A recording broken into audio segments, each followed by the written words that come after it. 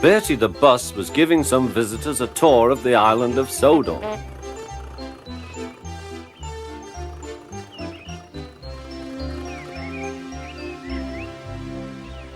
It was their last afternoon, and Edward was preparing to take them to meet Bill and Ben. He found it hard to start the heavy train. "Did you see him straining?" asked Henry.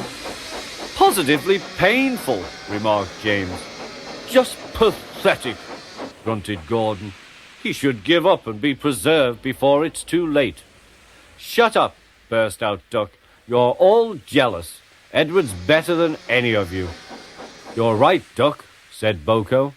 "Edward's old, but he'll surprise us all." "I've done it, we're off! I've done it, we're off!" said Edward as he finally puffed out of the station.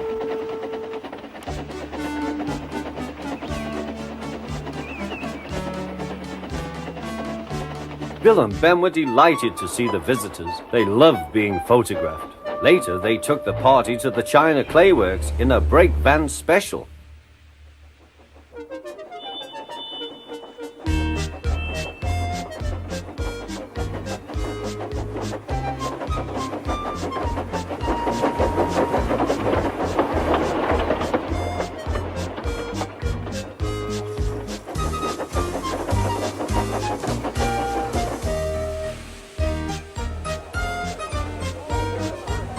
Everyone had a splendid time, and the visitors were most impressed.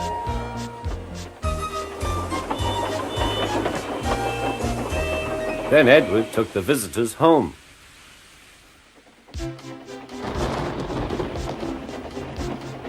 On the way, the weather changed.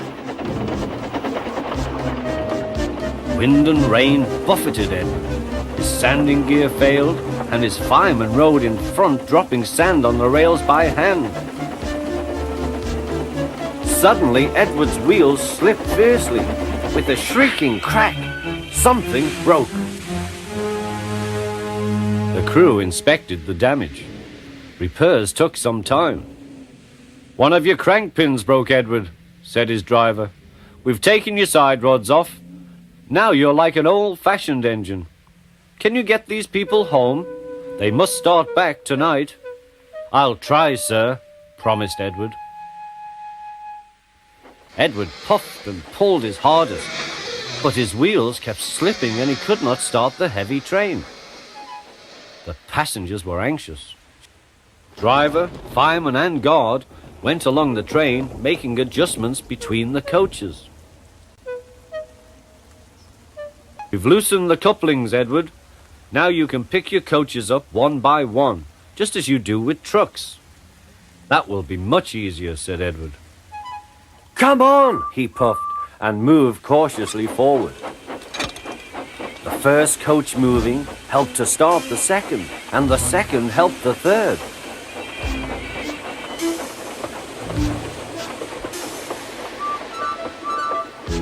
"I've done it! I've done it!" puffed Edward. "Steady, boy," warned his driver. "Well done, boy. You've got them! You've got them!" And he listened happily to Edward's steady beat as he forged slowly but surely ahead. At last, battered, weary, but unbeaten, Edward steamed in. Henry was waiting for the visitors with the special train. "Peep, peep!" The fat controller angrily pointed to the clock, but excited passengers cheered and thanked Edward, his driver and fireman. Duck and Boko saw to it that Edward was left in peace. Gordon and James remained respectfully silent.